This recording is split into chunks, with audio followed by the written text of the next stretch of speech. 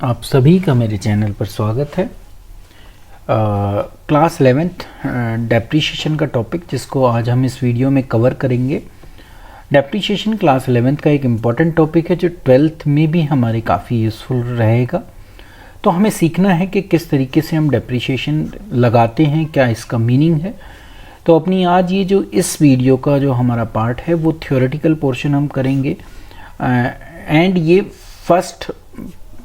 Part first होगा इसका, जहाँ पर हम इसको डिस्कस करेंगे।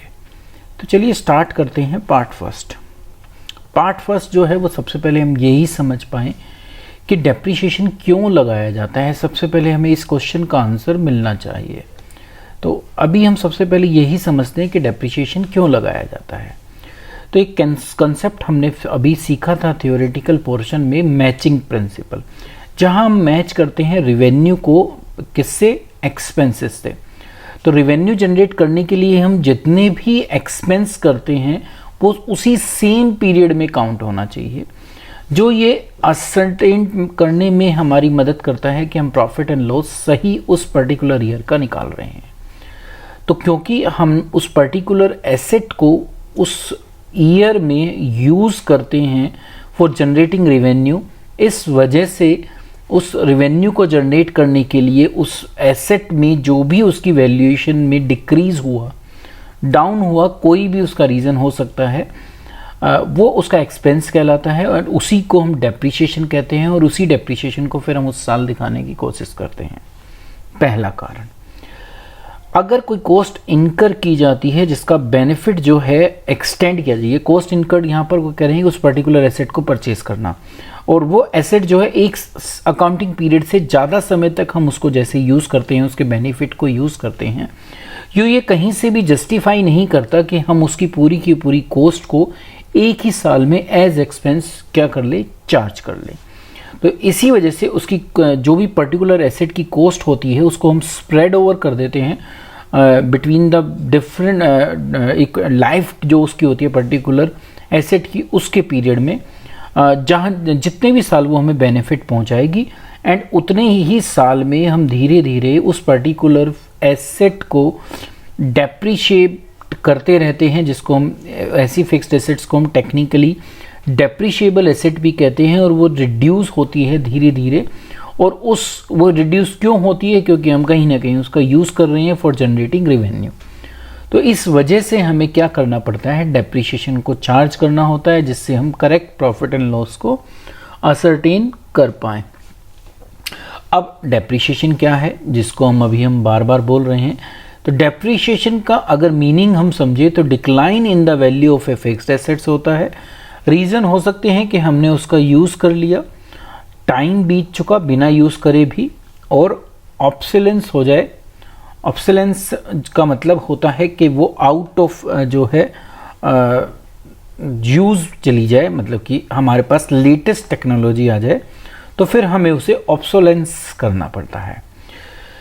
तो ये कारण है जिस वजह से किसी भी एसेट की वैल्यू में डिक्लाइन आता है, और उसी को हम डेप्रीशिएशन कहते हैं। If a business enterprises procure a machine and use it in production process, then the value of machine decline with it uses। जैसे जैसे हम उसको यूज़ करेंगे उसकी वैल्यू डाउन होती चली जाएगी उस पर्टिकुलर एसेट की, जो यहाँ पर मशीन है।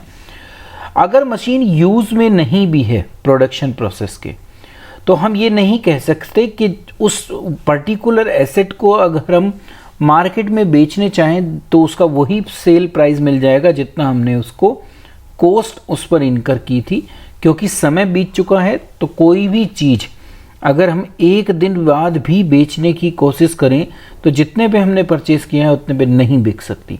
तो एक दिन बीतने की वजह से भी उसकी वैल्यू में डाउन आ जाता है, क्योंकि वो सेकंड हैंड बन जाती है। इस वजह से भी उसकी वैल्यू डाउन होती है, और इस डाउन वैल्यू को हम अगर बुक में रिकॉर्ड करने लगे तो उसको डेप्रीशिएशन कहते हैं। न्यू मॉडल में आपको बता ही चुका हूँ कि ऑब्सोलेंस क्या होता है, कि जब कोई नया मॉडल आ जाए, पुरानी टेक्नोलॉजी अगर रिप्लेस कर दे नई टेक्नोलॉजी के थ्रू, तो ऐसे केसेस में भी हमें क्या करना पड़ता है, उस पर्टिकुलर एसेट की वैल्यू को डाउन करना पड़ता है, उसको बेचना पड़ता है, तो उसकी वैल्यू उतनी हमें नहीं मिलती। तो वो सब चीज़ें हम डेप्रीशिएशन में काउंट करते हैं। इसका मतलब ये है कि कोई भी फिक्स एसेट्स है वो डिक्लाइन होती है उसकी वैल्यू, कारण कोई भी हो सकता है। तो जो भी उसकी वैल्यू में डिक्लाइन आया है उसी को हम डेप्रीशिएशन कहते हैं। ये था इसका कि डेप्रीशिएशन क्या होता है। अब मीनिंग आगे चले तो डेप्रीशिएशन को हम इस तरीके से भी डिस्क्राइब कर सकते हैं कि ये एक permanent, continuing and gradual shrinkage in the book value of fixed assets होता है। धीरे धीरे वो डाउन होती चली जाती है, परमानेंटली होती है एंड कंटिन्यू रहता है।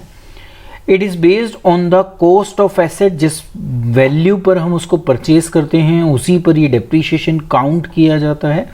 उस पर्टिकुलर एसेट को हम धीरे धीरे यूज़ करते हैं, उस वजह से क्या हो जाती है, उसकी वैल्यू डाउन हो जाती है और ये वैल्यू जो है उसकी, जो हमारी बुक में वैल्यू है वो डाउन होती है। उसकी मार्केट वैल्यू क्या है इससे हमें कोई फ़र्क नहीं पड़ता, ना ही मार्केट वैल्यू पर डेप्रीशिएशन को कभी चार्ज किया जाता है। डेफिनेशन की बात करें तो पहली जो ये डेफिनेशन मैंने यहाँ पर ली है, ये institute of cost and management accounting London जो है ICM में, उसके थ्रू है। वो ये कहते हैं कि डेप्रीशिएशन क्या है, डिमिनिशन है किसमें, एक पर्टिकुलर एसेट की इंट्रिंसिक वैल्यू में। कारण क्या होता है, या तो हमने उसको यूज़ कर लिया या समय बीत चुका, या हमने अभी देखा था ऑब्सोलेंस वाला भी पार्ट है। तो ये इन्होंने कहा है ICMA ने। एक और डेफिनेशन लेते हैं जो अकाउंटिंग स्टैंडर्ड 6 जो हमारे यहाँ पर रन किया जाता है और इसको institute of chartered accountant of India ने इशू किया है।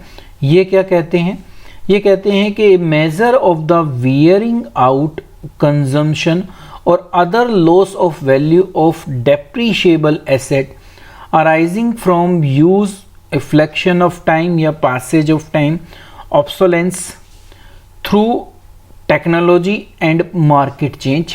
तो ये किस वजह से आया कि टेक्नोलॉजी चेंज हो गई या मार्केट में चेंज आ गया, समय बीतना, उस पर्टिकुलर एसेट को यूज़ करना, जिस वजह से हमें क्या हो जाता है, उसकी वैल्यू कम हो जाती है, जो भी एक डेप्रीशिएबल एसेट है। ठीक है, उसी को हम क्या कहते हैं, डेप्रीशिएशन कहते हैं। Depreciation is allocated so as to charge fair proportion of depreciable amount in each accounting period during the expected useful life of a particular asset। यहाँ पर भी यही बताया कि डेप्रीशिएशन हम कभी भी एक साल में नहीं चार्ज करते, उसको एलोकेट कर देते हैं, उसको प्रोपोर्शनेटली बांट देते हैं। जितनी भी उस पर्टिकुलर एसेट की यूजफुल लाइफ है, मतलब कि कितने साल तक वो एसेट हम यूज़ करेंगे, उतने ही ईयर में हम उस पूरे डेप्रीशिएबल अमाउंट को क्या कर देते हैं, प्रोपोर्शनेटली डिवाइड कर देते हैं। डेप्रीशिएशन इंक्लूड करता है अमोर्टाइजेशन ऑफ एसेट। आगे देखेंगे क्या होता है amortisation of asset. Whose useful life is predetermined. तो देखो ये हमने यूजफुल लाइफ पहले से निश्चित कर रखी है, बुक वैल्यू के अकॉर्डिंग हम मानते हैं कि एक पर्टिकुलर एसेट इतने साल तक ही यूज़ की जा सकती है, तो ये पहले से डिटरमाइन होता है कि वो कितने साल हम यूज़ करेंगे, उसी के हिसाब से हम उस पर क्या करते हैं, डेप्रीशिएशन चार्ज करते हैं। अब नेक्स्ट टॉपिक पर पहुंचते हैं। हमने यहाँ अभी तक ये सीख लिया कि डेप्रीशिएशन क्या होता है। एक पर्टिकुलर एसेट की वैल्यू में कमी आने को हम डेप्रीशिएशन कहते हैं। कारण कई सारे हो सकते हैं, हमने उसका यूज़ कर लिया, समय बीत गया, अगर यूज़ भी नहीं किया तो, या वो ऑब्सोलीट हो गई। अब फीचर्स दोनों होते हैं, पॉजिटिव एंड नेगेटिव। तो डेप्रीशिएशन के क्या फीचर है, पहला तो ये डिक्लाइन है बुक वैल्यू का, ये हमने पढ़ लिया अब तक। It include loss of value due to effluxion of time, समय बीत गया या हमने उसको यूज़ कर लिया या वो ऑब्सोलेंस हो गया। तो ये सारी चीज़ें हम पढ़ चुके हैं तीनों, तो ये दोनों ही चीज़ें हमारी हो गई। कॉन्टिन्यूइंग प्रोसेस है, ये भी अभी हमने देखा था जब हम ICMA की डेफिनेशन पढ़ रहे थे कि लगातार चलता रहता है, रुकता नहीं है। डेप्रीशिएशन क्या है, एक एक्सपायर्ड कॉस्ट है। एक्सपायर क्यों, वो समय बीत चुका, हमने उस पर्टिकुलर एसेट का उतना बेनिफिट ले लिया। Hence must be deducted before calculating taxable profit. तो क्योंकि ये एक्सपायर्ड हो गया तो ये एक्सपेंस बन गया। हमने यही एक्सपेंस में पढ़ा है कि जो यूज़ हो जाए एंड यूज़ के बाद वो क्या हो सके, दोबारा यूज़ ना किया जा सके। ठीक है, वो एक्सपायर्ड हो जाए तो वो एक्सपायर्ड कॉस्ट है, इसलिए वो एक्सपेंस है या कह सकते हैं लॉस है, तो उसको डिडक्ट हमें करना चाहिए जब हम टैक्सेबल प्रॉफिट को निकालें। नेक्स्ट पढ़ें तो ये एक नॉन कैश एक्सपेंसेस है। अगर आप देखो तो डेप्रिसिएशन में हमें किसी को कोई भी पेमेंट नहीं देनी, किसी से कुछ मिल भी नहीं रहा, तो ये एक ऐसा एक्सपेंस है जिसमें कैश की कोई इन्वॉल्वमेंट नहीं होती। तो अगर हम सब्सिडरी बुक की बात करें तो ये जर्नल प्रॉपर में जाने वाली एंट्री है, क्योंकि ये बाकी बुक्स में नहीं जा पाएगी, नॉन कैश एंट्री है। इसमें कोई भी कैश का आउटफ्लो नहीं होता।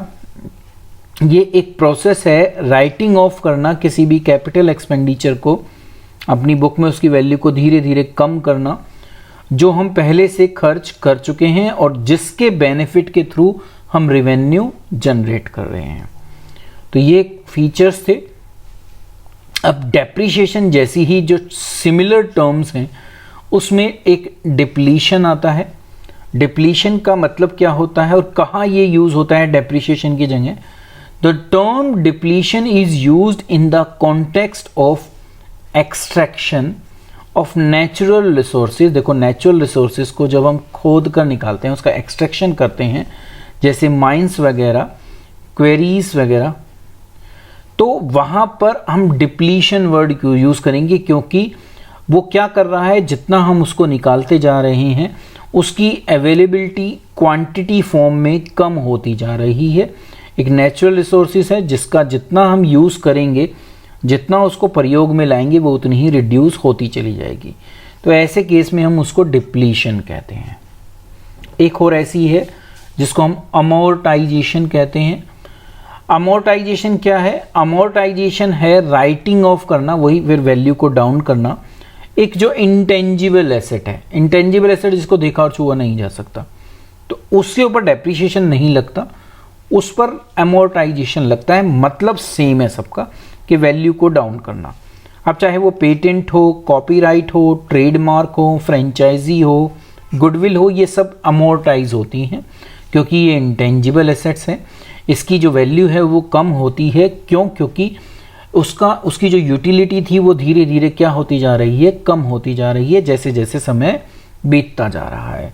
तो ऐसी इंटेंजिबल एसेट की जो वैल्यू डाउन होती है उसको हम अमोर्टाइजेशन कहते हैं।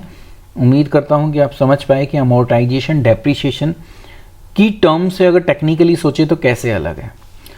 प्रोसीजर अमोर्टाइजेशन का हो या पीरियोडिक राइट ऑफ का हो of a portion of the cost of intangible asset is the same as that of depreciation of a fixed asset।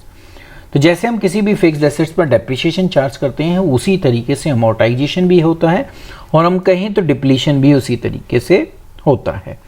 पर इनके बीच में बेसिक डिफरेंस हमसे पूछा जा सकता है, तो ये तीनों टर्म आपको पता होनी चाहिए। डेप्रिसिएशन जो लगता है वो टेंजिबल फिक्स्ड एसेट्स पर लगता है, डिप्लीशन जो लगता है वो नेचुरल रिसोर्सेज पर लगता है, अमोर्टाइजेशन जो लगता है या राइट ऑफ किया जाता है वो इंटेंजिबल एसेट्स के लिए किया जाता है। आपको इन सभी के एग्जाम्पल लर्न होने चाहिए। अब हम अगला जो पार्ट इसमें करेंगे वो करेंगे कि क्या कारण है जिस वजह से डेप्रिसिएशन को लगाया जाता है। तो देखिए, सबसे पहला कारण है वियर एंड टियर। जैसे जैसे हम उसका यूज़ करते चले जाते हैं या समय बीतता चला जाता है तो उसमें कुछ ना कुछ टूट फूट होती रहती है, उस वजह से भी हमें डेप्रिसिएशन को चार्ज करना होता है। तो wear and tear mean deterioration and consequent diminishing in an asset value. तो वो कम होती चली जाएगी, डिटीरियोरेट करेगी, और उसकी जो एसेट की वैल्यू है वो धीरे धीरे कम होती चली जाती है, उसको हम वियर एंड टियर कहते हैं। कारण की बात करें कि वियर एंड टियर क्यों होता है, कि एक तो हमने उस एसेट को यूज़ कर लिया होगा अपने बिजनेस में जिससे हम रेवेन्यू को जनरेट कर पा रहे होंगे, एक कारण। दूसरा ये हो सकता है कि फिजिकल डिटीरियोरेशन हो जाए जैसे जैसे समय बीत रहा है, इवन दो वो यूज़ में नहीं हो तो भी वो क्या हो सकती है, डिटीरियोरेट कर सकती है और उसकी वियर एंड टियर हो सकती है। तो दोनों ही कारण हैं जिस वजह से वियर एंड टियर होती है। ये रिड्यूस कर देती है किसी भी एसेट की टेक्निकल कैपेसिटी को जो भविष्य में वो सर्व करेगी हमें, ठीक है। तो उसको क्योंकि उसमें कमी आ रही है इसलिए उसकी वैल्यू को कम करना पड़ रहा है, ये कारण है डेप्रिसिएशन का एक। अगला है कि लीगल राइट क्या हो, एक्सपायर्ड हो। तो ये हमने पढ़ा था कि जो टेंजिबल इंटेंजिबल एसेट्स हैं उससे रिलेटेड है। तो certain category of asset lose their value after the agreement governing their use in business comes to an end. जैसे जैसे वो समय बीतता चला जाता है, पर्टिकुलर इंटेंजिबल एसेट जिस पर हम अमोर्टाइज करते हैं, प्री डिटरमाइंड पीरियड होता है जिसके लिए हमें मिलती है, चाहे वो पेटेंट राइट्स हो, चाहे वो कॉपी राइट्स हो, चाहे वो लीज हो। ये सारी चीज़ें जो हैं हमें कुछ पर्टिकुलर समय के लिए मिलती हैं। जैसे जैसे वो समय कम होता चला जाता है, इसकी यूटिलिटी भी हमारे लिए डिटीरियोरेट करेगी, कम होती चली जाएगी।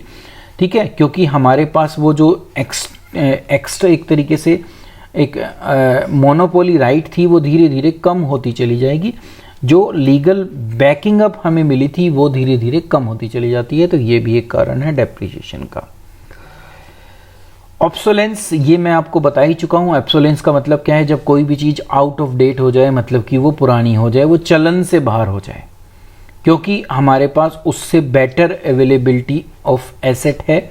इस वजह से कारण टेक्नोलॉजिकल चेंजेस हो सकता है, प्रोडक्शन मेथड इम्प्रूव हो जाए, ये कारण हो सकता है।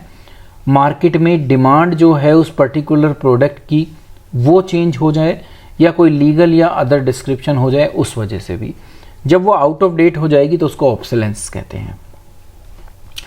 कुछ एबनॉर्मल फैक्टर्स भी होते हैं जैसे फायर, अर्थक्वेक, फ्लड एटसेट्रा। ये एक्सीडेंटल लॉस करते हैं और अब वो उस कैपेबिलिटी में नहीं रहती कि वो उतना रेवेन्यू जनरेट कर पाए, तो उस वजह से भी क्या हो जाती है, डेप्रिसिएशन की ज़रूरत हमें होती है बैंक बुक्स में लगाने की। अब यहाँ तक जो हमने अभी तक पढ़ा उसको एक बार हम रिवाइज कर लें, फिर नेक्स्ट वीडियो में हम अगले पार्ट पर चलेंगे जहाँ पर हम देखेंगे कि नीड क्या है। तो देखिए, सबसे पहले हमने कॉजेज़ पढ़े डेप्रिसिएशन के कि क्या कॉजेज़ हैं। फिर हमने सिमिलर टर्म्स देखी, अमोर्टाइजेशन एंड डिप्लीशन। उससे पहले हमने फीचर्स देखे थे कि डेप्रिसिएशन के क्या फीचर्स हैं। डेफिनेशन को समझा था, 2 डेफिनेशन हमने यहाँ पे कवर की थी। मीनिंग समझा था डेप्रिसिएशन का, क्या डेप्रिसिएशन होता है ये समझा, और एक ब्रीफ इंट्रोडक्शन समझी थी कि डेप्रिसिएशन क्यों लगाना पड़ता है, रीज़न क्या है, तो डेप्रिसिएशन क्यों चार्ज करना जाता है, ये भी हमने सीखा। पार्ट सेकंड में हम सीखेंगे नीड एंड उससे अगले टॉपिक्स। अभी के लिए इस वीडियो में इतना ही था। उम्मीद करता हूँ कि आपको मैं डेप्रिसिएशन का जो बेसिक कंसेप्ट है वो समझा पाया। नेक्स्ट वीडियो में हम आगे के पार्ट को करेंगे। Thank you.